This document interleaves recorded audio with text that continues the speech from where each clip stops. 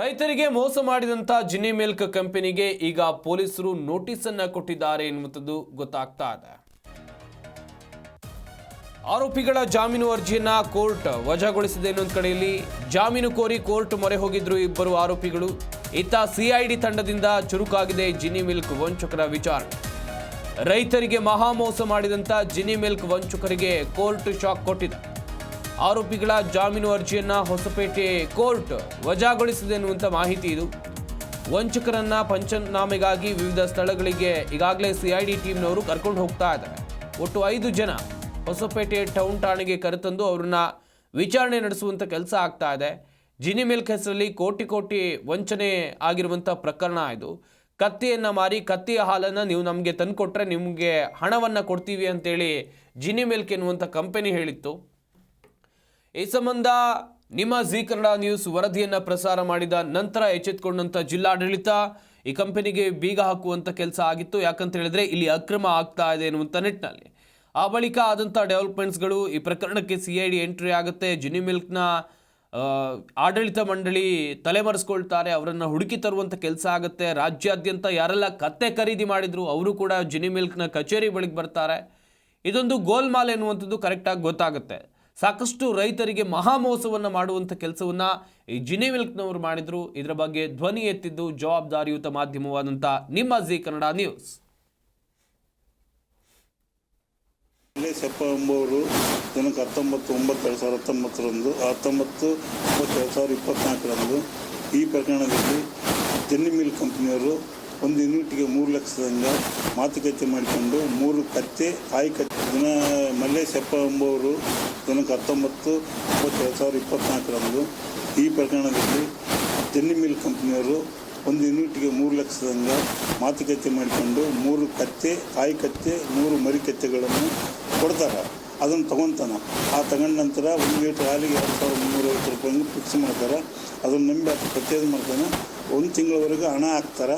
ಹಣ ಹಾಕಿದ ನಂತರ ಈತನ ಒಂದು ನಂಬಿಕೆಯಿಂದ ಸಾಕಷ್ಟು ಸಾರ್ವಜನಿಕರು ಸಹ ಕತ್ತೆ ತಾಯಿ ಕತ್ತೆ ಮತ್ತು ಮರಿಕತ್ತೆಗಳನ್ನು 1 ಯೂನಿಟಿಗೆ 3 ಲಕ್ಷದಂಗೆ ಖರೀದಿ ಮಾಡ್ಕೊಂಡು ಹೋಗ್ತಾರೆ. ಸುಮಾರು ಈ ಪ್ರಕರಣದಲ್ಲಿ 10ರಿಂದ 15 ಕೋಟಿಯಷ್ಟು ವ್ಯವಹಾರ ಆಗುತ್ತೆ. ನಂತರ 2 ತಿಂಗಳ ನಂತರ ಇವರು ಈ ಒಂದು ಜಿನಿ ಮಿಲ್ಕ್ ಕಂಪ್ನಿಯವರು ಯಾವುದೇ ಹಣ ಹಾಕದೆ ಹಾಲು ಖರೀದಿ ಮಾಡದೆ ಇರೋದರಿಂದ ಅನುಮಾನ ಬಂದು ಮಲ್ಲಿಗೆ ಹೋಟೆಲ್ ಇರ್ತಕ್ಕಂಥ ಆಫೀಸ್ಗೆ ಹೋದಾಗ ಅವರು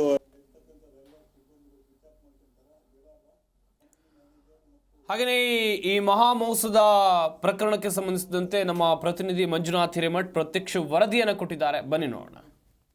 ಮಿಲ್ಕ್ ಹೆಸರಲ್ಲಿ ರೈತರಿಗೆ ಕೋಟಿ ವಂಚಿಸಿದ್ದ ಐನಾತಿ ಖತರ್ನಾಕ್ ವಂಚಕರನ್ನ ಈಗ ಆಲ್ರೆಡಿ ಸಿಐಡಿ ಅಧಿಕಾರಿಗಳು ವಶಕ್ಕೆ ಕೂಡ ಪಡ್ಕೊಂಡಿರ್ತಕ್ಕಂಥದ್ದು.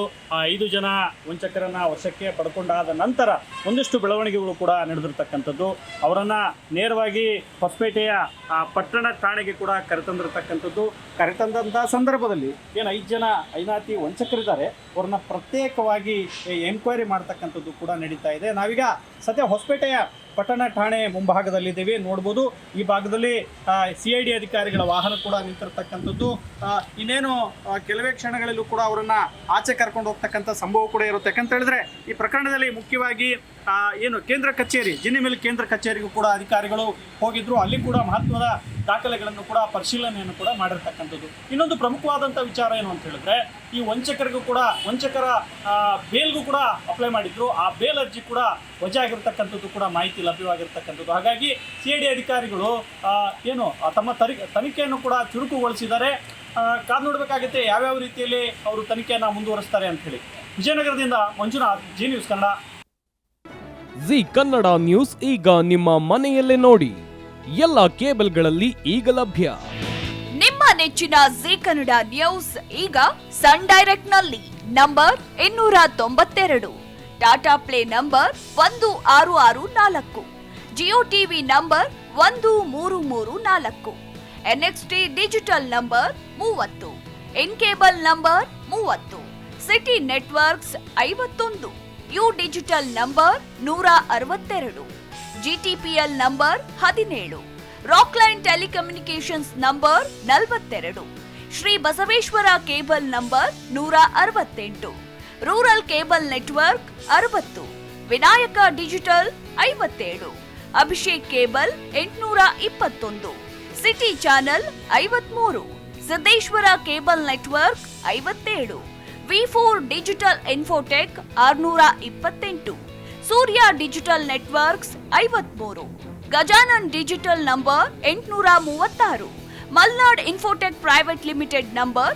56, metrocast number 830, victory digital number 167ರಲ್ಲಿ ನೋಡಿ ಆನಂದಿಸಿ.